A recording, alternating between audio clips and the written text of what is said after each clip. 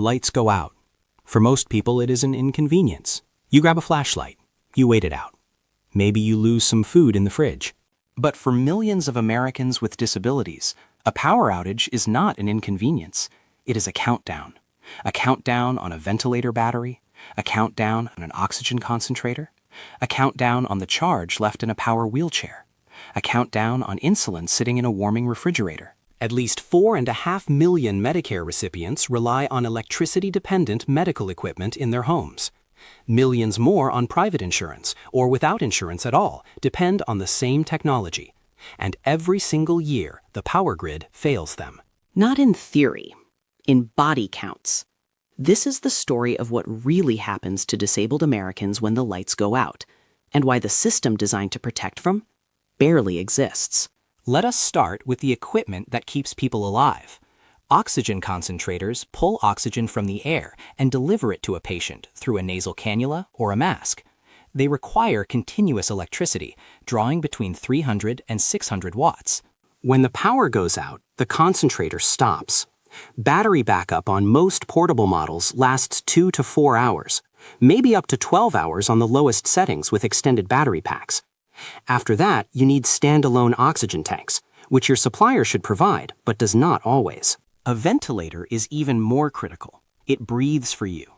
Ventilators draw between 50 and 300 watts and cannot tolerate even a brief power interruption without putting the patient at immediate risk. The backup is a handheld resuscitation bag. Someone has to manually squeeze it to push air into your lungs. If you live alone, there is no one to squeeze it. Power wheelchairs depend on rechargeable batteries. A fully charged power wheelchair can typically run for 8 to 15 miles or several hours of continuous use. But when the power goes out, you cannot recharge.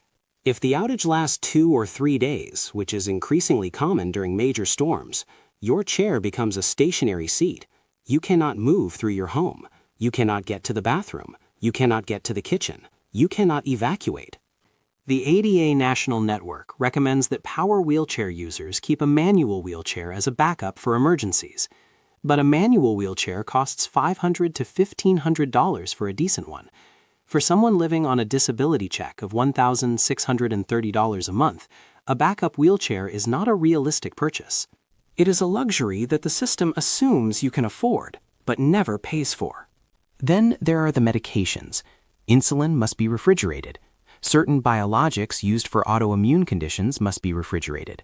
Some seizure medications, some heart medications, and some cancer treatments require temperature-controlled storage.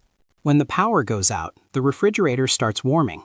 Food safety guidelines say a closed refrigerator keeps food safe for about 4 hours. After that, temperatures rise into the danger zone. For medication, the window can be even shorter depending on the drug. And replacing spoiled medication is not simple. Insurance may not cover an early refill. The pharmacy may not have it in stock. Your doctor may need to write a new prescription. All of this takes time you do not have in the middle of a disaster. In Texas, during the February 2021 winter storm, a 75-year-old man froze to death in his truck. His family believes he went outside to get a spare oxygen tank after losing power at his home. That is not a statistic. That is a man who died because the grid failed and there was no backup plan. Power outages are getting worse. The Texas winter storm of 2021 left 4.5 million homes without electricity, some for nearly a week. Hundreds of people died. In 2024, Hurricane Beryl left millions without power across Texas again. Major storms have caused outages affecting hundreds of thousands of customers across states like Michigan, Wisconsin, Florida, and Louisiana in recent years. And these are not fringe events.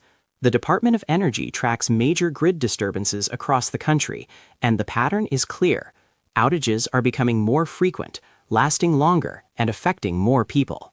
Climate change is driving more severe weather events.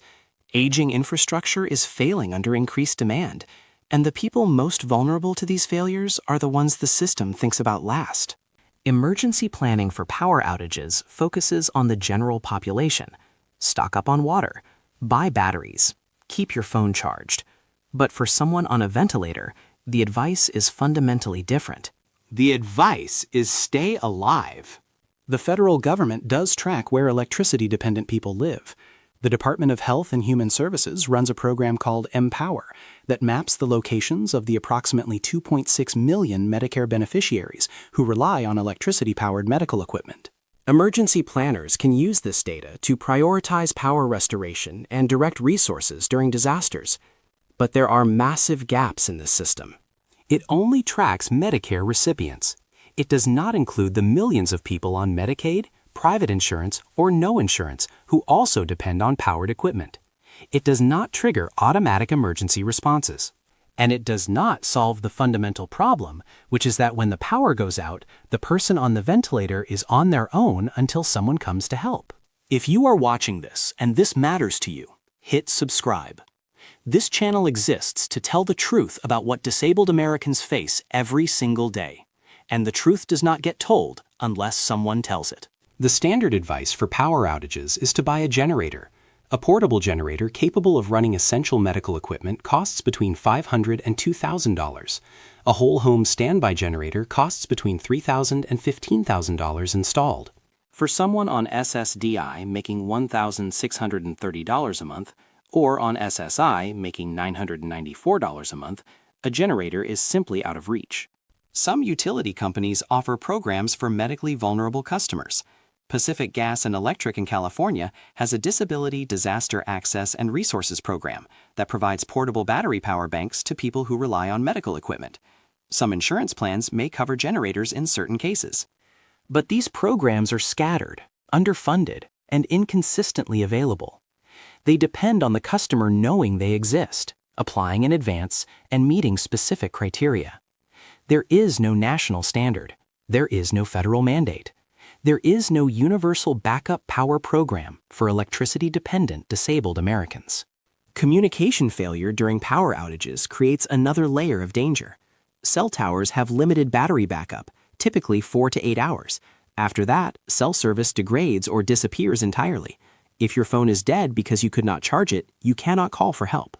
If you were on a ventilator and the power fails at 2 in the morning, you need someone to know immediately.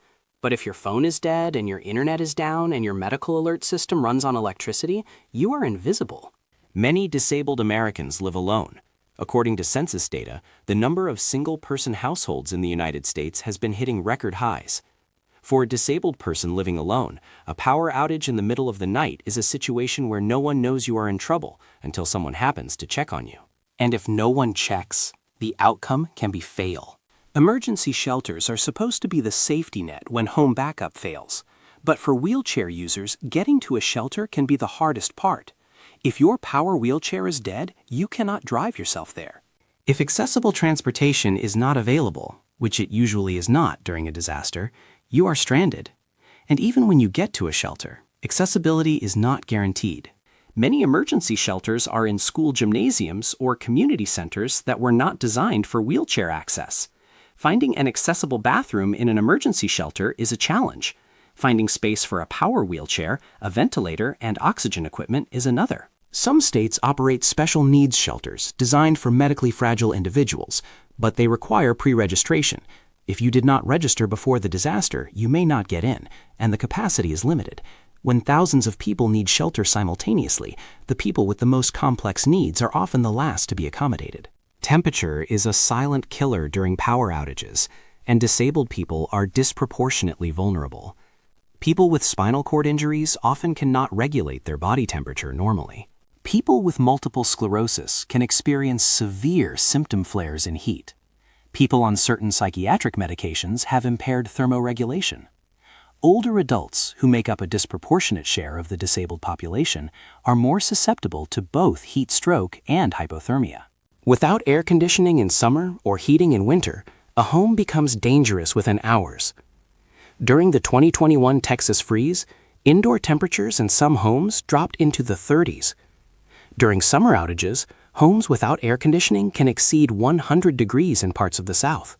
For someone who cannot easily leave their home, who cannot regulate their own temperature, and who may not even be able to open a window from a wheelchair, these conditions are not uncomfortable. They are potentially lethal. There are things that could change this. A national registry of electricity-dependent individuals that covers all insurance types, not just Medicare. a federal mandate requiring utility companies to provide backup power solutions to medically vulnerable customers. An expansion of FEMA and HHS programs to pre-position generators and battery banks in high-risk areas before disaster season. A requirement that all emergency shelters meet full ADA accessibility standards and have the electrical capacity to support medical equipment. An investment in the power grid itself to reduce the frequency and duration of outages. None of these solutions are technologically difficult. None of them are financially impossible for a country that spends trillions annually on defense and infrastructure. They are choices. And right now, the choice being made is that electricity-dependent disabled Americans are acceptable losses when the grid fails. 4.5 million Medicare recipients dependent on powered equipment. Millions more uncounted. Ventilators that stop when the grid stops. Oxygen concentrators with 4-hour battery lives. Power wheelchairs that become furniture when they cannot charge. Medications that spoil in warming refrigerators. Shelters that are not accessible. Communication systems that fail when you need them most. And a country that keeps telling disabled people to prepare for emergencies while making preparation financially impossible. The next major power outage is not a question of if, it is a question of when. And when it comes, the people who will be hurt first and worst are the people this country has already decided to underfund, underserve, and overlook. If this opened your eyes, share it with someone who needs to hear it. And drop a comment below. Have you or someone you know been caught in a power outage without a backup plan? What happened? Because every one of those stories is proof that the system needs to change.